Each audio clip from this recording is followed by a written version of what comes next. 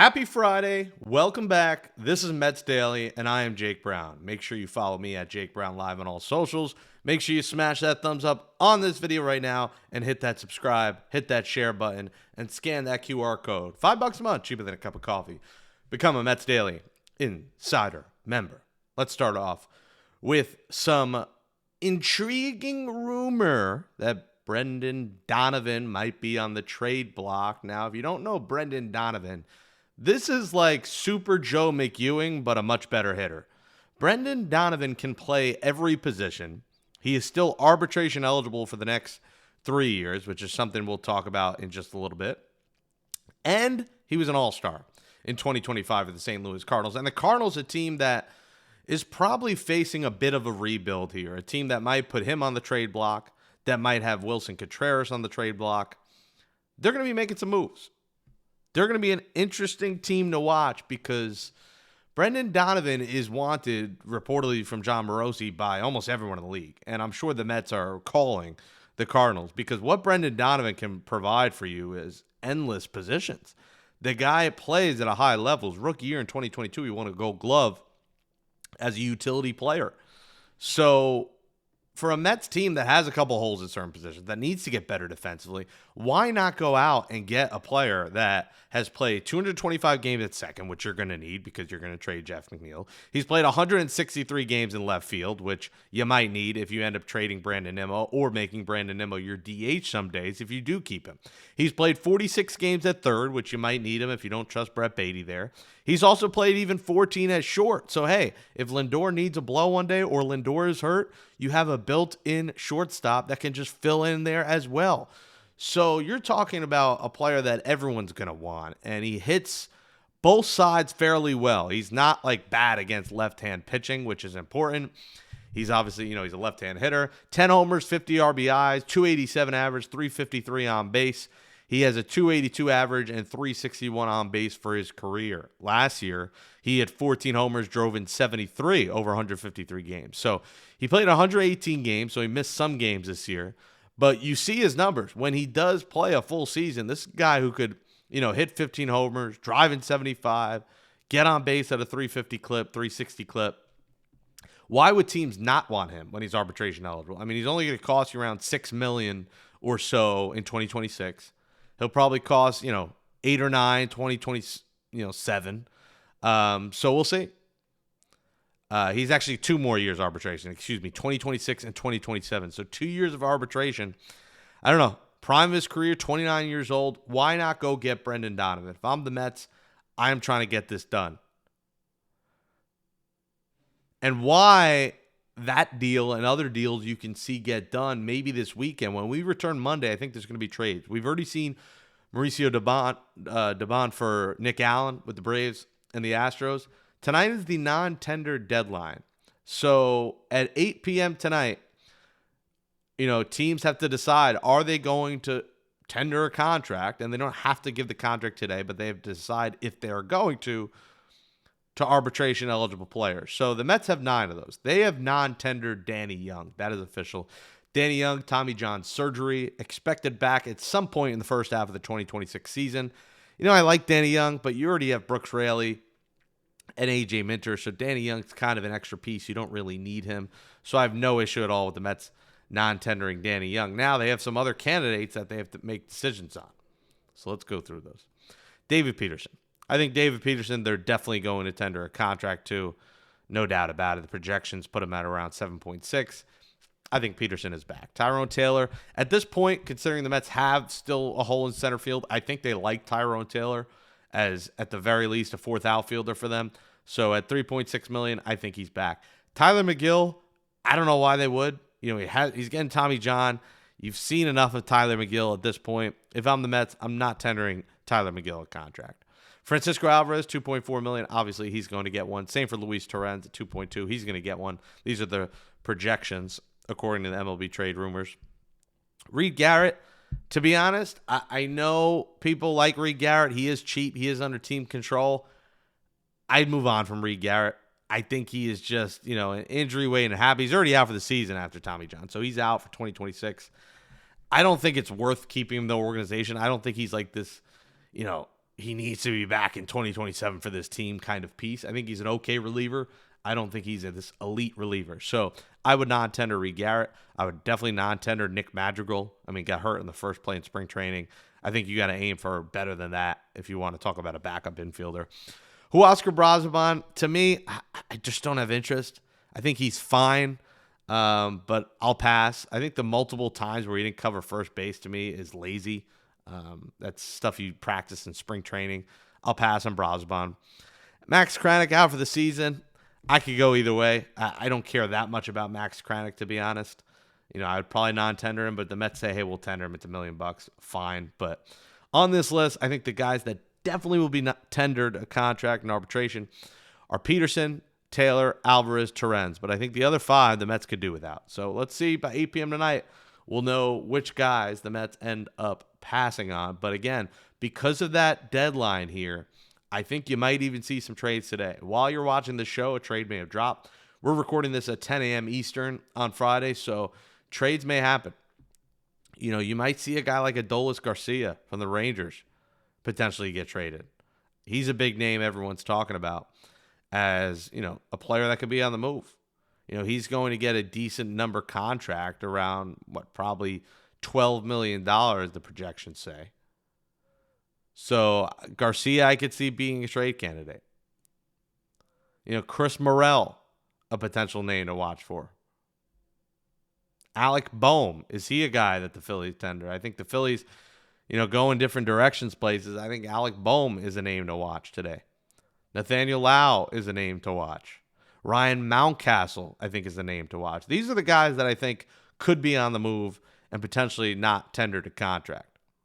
So it's going to be interesting to see by Friday's deadline who stays and who goes.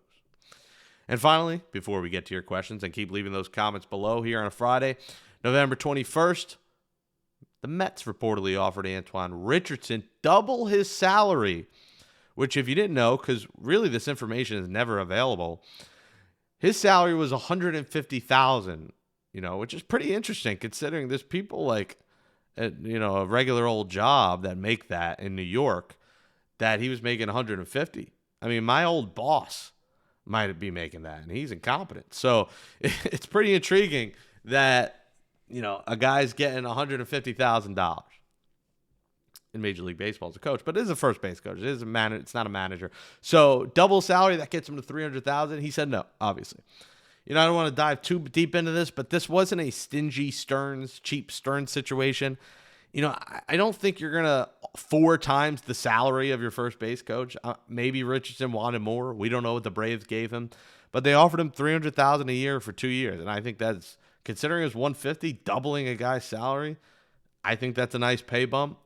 You're not going to give a first base coach $1 million a year. I didn't realize it was $150. I thought it might be $253.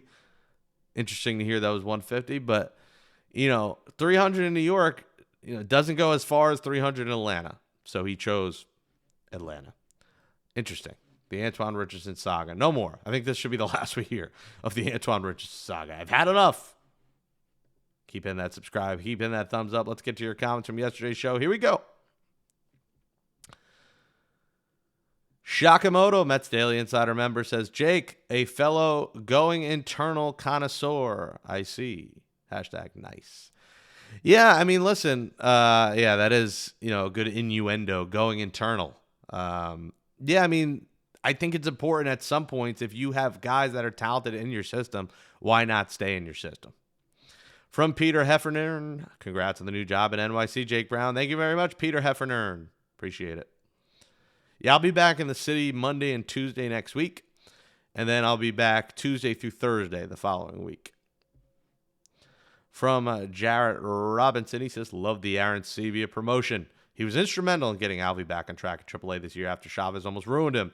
I also hear you about Marte. Mets have avoided second base right now, but if a blockbuster trade is happening, it must be for Tariq Skubal. Mets have to get a true ace this year to be taken serious after last year's disaster. Yeah, I mean, listen, I get it. To me, the Skubal thing, again, it comes down to, do I want to trade the farm for 1 year? Because then Skubal is one injury away from you trading everyone for a guy that you'll never see pitch. That's where my concern is. And a guy who's had Tommy John surgery before, you never know what could happen with the Mets' luck. He ends up getting hurt here, knock on wood. That's where I'm indifferent on trading for Skubal and just trying to sign him in free agency and just give him a big check.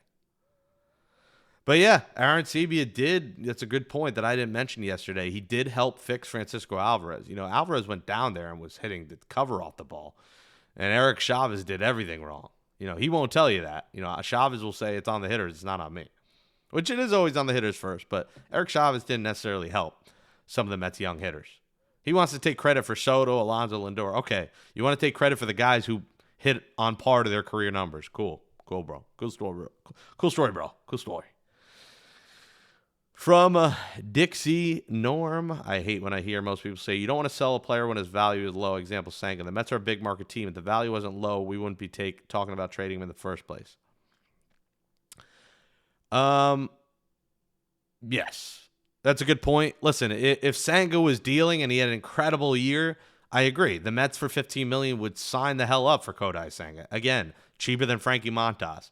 But, it's hard to keep a guy that has had some injury concerns, that seems to have lost his confidence, that has had command issues, and that doesn't get deep enough into games.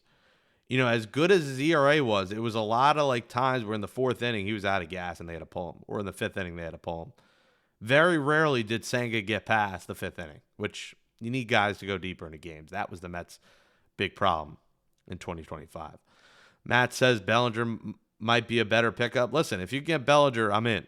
Now, if you get Marte and Bellinger, I'm very much in. And if you can trade for Brendan Donovan and sign Cody Bellinger, I think that's a premier duo. You get a guy that plays every position and Bellinger that plays a lot of positions. The versatility the Mets would have, guys, if they traded for Brendan Donovan and signed Cody Bellinger, is off the charts. They have so much flexibility because Bellinger could play first, center, and left, right if something happened to Soto. And Donovan can play every position on the diamond. So, man, you want to talk about flexibility, those would be the two moves where the Mets would be like, hell yeah, we got better defensively, and hell yeah, we got flexibility. Mark Batch says, comments are 100% correct with Marte. Fans overvalue their prospects. How long did it take Beatty to be legit? That's the thing for me, Mark, and I agree, is that Ketel Marte the last 3 years has been remarkable. I understand he's 32, but the Mets are in a win-now mode. Why are we thinking about 6 years down the road right now? If the Mets have the prospects, they have the money, why are we talking about 6 years away from now? This is not a rebuilding team. This is a team that needs to win now. They're packing the ballpark every night. They had record attendance. This is not a fan base that's waiting. We've waited our whole lives. Now's the time to strike while the iron is hot.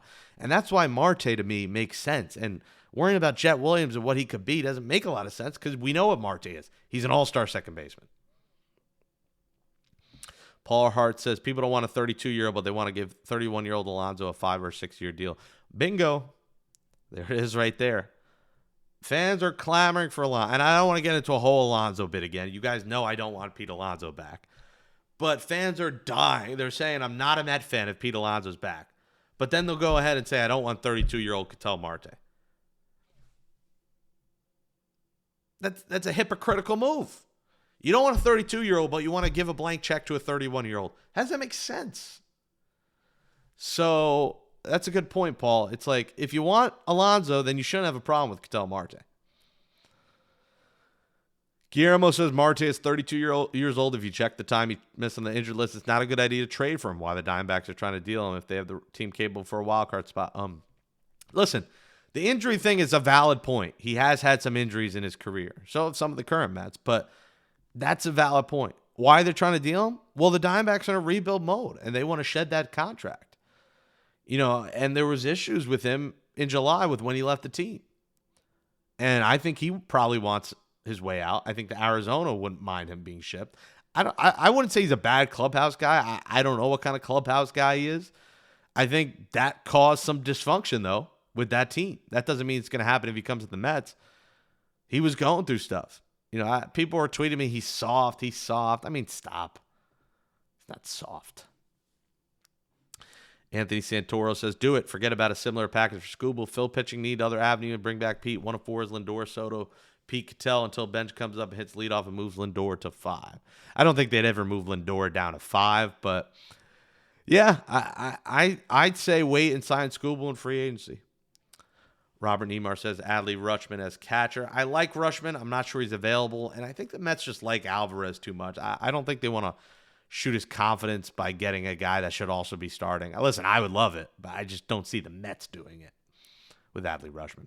The consigliere says Senga will turn to a 17-game winner in Arizona. He probably will, but we can't think about what if. I mean, he's got 2 years left. Maybe he does. I think him in Arizona is a perfect fit. If Senga is available, I don't see why. Arizona is like the perfect place. Indoors, no pressure, going up against fellow Japanese players several times a year when he faces the Dodgers. I really think Senga to Arizona makes a whole world of sense. From C. Mandel, forget Marte. The team needs to get younger, not older. It's totally insane. I wouldn't say it's insane. I get you have to get younger. But if the Mets do move on from, and that's the thing, how are they getting younger if they keep Pete Alonso? My point is move on from Alonso, get younger at first base, and upgrade at second from McNeil to Marte. I totally understand not wanting him, but I wouldn't call going for an all-star second baseman insane.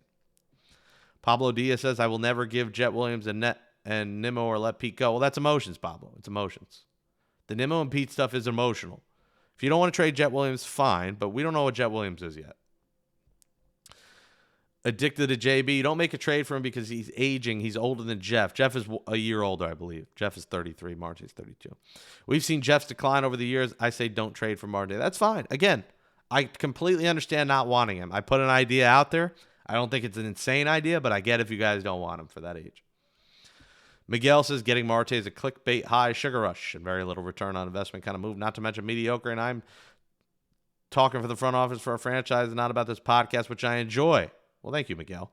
Let some other sucker trade for the entire farm system for the 32-year-old debate. A very good one. Not us. As someone who's been a Mets fan since 1984, I am done and fed up with these types of Fugazi moves. I want a dynasty and believe we're not that far off.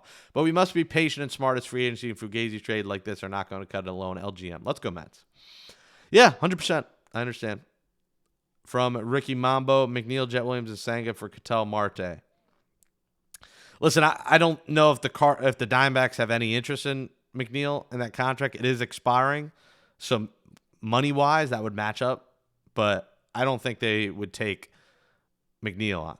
But I'm not against that. Not against it. Jet Williams, Jeff McNeil, Kodai saying, I don't see that being enough for Ketel Marte. Moving Senga will be a good move. He may well return to form in another location. That's fine. The Mets seem tired of him staying in New York would likely hurt all involved. Yeah, I think it's pretty much a lock. They want to move Senga pretty badly. From Frankie Deuces, give me Bo Bichette at second. I like Bo Bichette. The question is, how much is it going to cost? That could be a 7-year, $210 million deal. Are the Mets willing to go, that high on a Bo Bichette contract? I'd like Bo. I don't know if it's going to happen. Mark Bash has Mets traded for agent Keith Hernandez, Gary Carter, mid-80s. How did that turn out? Same fans, Balky and Marte are pushing for Alonso $30 million over 5 or 6 years. Exactly. That was my point. The consigliere, so we traded Verlander to get younger, only to get older because that makes sense. No to Marte. Ricky Mama says Fernando Tatis Jr. and let's go Ketel Marte. Yeah, we'll talk next week about Fernando Tatis. He is a name that's come up with the Padres looking for new ownership. I think Tatis is a guy that could be on the block. I'm indifferent on him, but we'll talk about that next week. We hope you all have a good weekend. Smash that thumbs up, hit that subscribe, and follow your boy on all socials and on YouTube. Please go subscribe to my YouTube at Jake Brown Live. Thanks for watching. Have a great weekend. We'll talk to you Monday, everybody.